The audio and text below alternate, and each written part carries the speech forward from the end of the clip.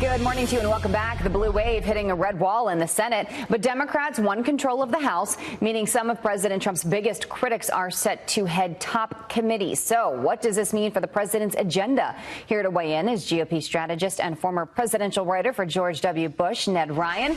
Good morning. Thank you for joining us. Good morning, Jillian. What does this mean for the president trying to get things done?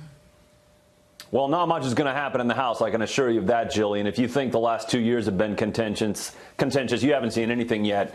I think the only two things that might happen potentially would be infrastructure and prison reform. But I got to tell you, Jillian, I don't think those happen either, because I think the Democrats are committed to resistance, and they've been chomping at the bit to gain control of the House, and now they have control. And wow. Maxine Waters as chairman of financial services, Adam Schiff as head of intelligence, Intel committee, Jerry Nadler as head of judiciary. These are not middle of the road representatives, Jillian. These are far left. And I think they're going to overplay their hand. I think they are going to, for the next 2 years, I don't think they're going to be committed to doing any real legislation. I think it's going to be about investigation.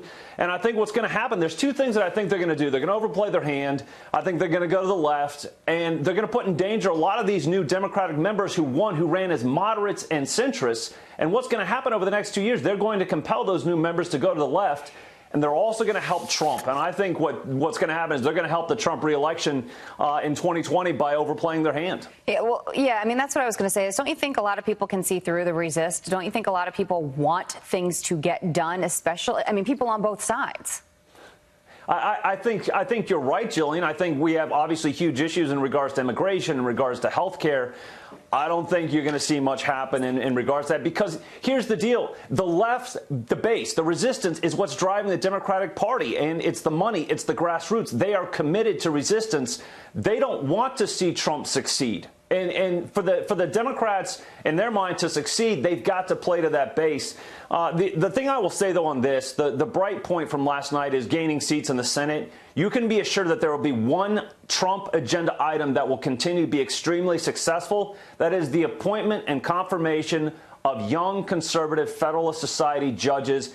I think Trump's greatest legacy, his greatest triumph and achievement, will be the complete reshaping of the federal judiciary, and conservatives and Republicans can be confident that over the next 2 years, that will continue to succeed. And when we started this conversation, you mentioned some of the key things that, we've been speculating, people have been talking about for weeks now, is some of those, changes here in committees. Maxine Waters overseeing big banks, Adam Schiff taking chair of the House Intelligence Committee.